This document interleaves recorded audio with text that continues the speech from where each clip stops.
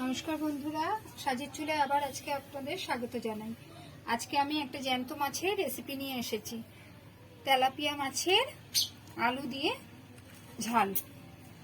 এর জন্য এই দেখুন, আলু কেটে আমি লম্বা লম্বা করে কেটে নিয়েছি, কেটে ভাপিয়ে নিয়েছি আলুটাকে।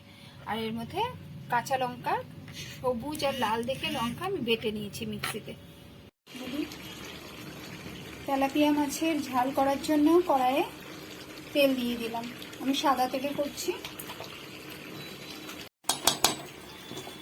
তেল গরম হয়ে গেছে, এবার মাছগুলো ছেড়ে দেব। এই দেখুন, মাছ ভেজে নেওয়া হয়ে গেছে। এবারে মাছ ভাজার তেলে আলুগুলোকে ভেজে তুলে রাখবো। আলুগুলো ভাপিয়ে নেওয়া আছে, আগেই বলেছি। আলু ছাড়াও করা যায়।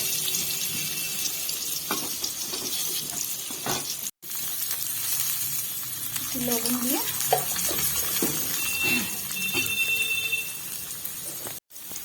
হালকা করে হলুদ দিয়ে ভেজে নিতে হবে মিনিট 5। দেখুন, আলু ভেজে নেওয়া হয়ে গেছে। এবারে ওই তেলে কালো জিরে ফোড়ন দিয়ে দিলাম, হলুদ দিয়ে এবারে যে কাঁচা লঙ্কা বাটা মশলাটা যে করে রেখেছিলাম ওটা দিয়ে দিলাম। এখানে আমি 6টা কাঁচা লঙ্কা নিয়েছি, কাঁচা পাকা মিলে।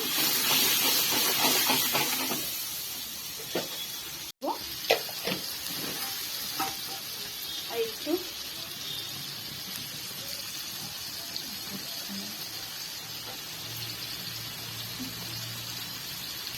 একটু কাশ্মীরি রেড চিলি পাউডার দিলাম হালকা করে। মিনিট 5 এটাকে কষাতে হবে। দেখুন, মশলাটা কষে গেছে। এবার এর মধ্যে গ্রেভি হওয়ার জন্য পরিমাণ মতো জল দিয়ে দেবো। 1.5 বাটি মতো জল দিলাম। এটা ভালো করে ফুটে গেলে মাছ দেবো।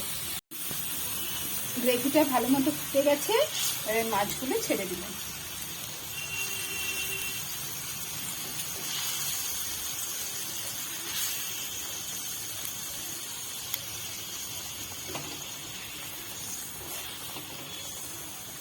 ঝোলটা ভালো মতো ফুটে গেছে। এবার আমি এর মধ্যে ভেজে রাখা আলুগুলো দিয়ে দিলাম। আলুটা প্রথমেও দিতে পারতাম, কিন্তু রংটা একটু আলু চেঞ্জ করে দেয়, তার জন্য একদম নামানোর আগে আলুটা দিলেই ভালো হবে। এটা তো ভাপিয়ে ভেজে নেওয়াই আছে, সেদ্ধ আছেই পুরোপুরি। মিনিট 5 ফোটার জন্য সময় দিতে হবে। আলুর মধ্যে গ্রেভির টেস্টটা ভালো মতো ঢুকে যাবে। আর আমার পুরো ভিডিওটা দেখবেন আপনারা, স্কিপ না করে। আর যদি ভালো লাগে আমার চ্যানেলটিকে আপনারা সাবস্ক্রাইব করবেন এবং পাশে থাকা বেল আইকনটি ক্লিক করে দেবেন।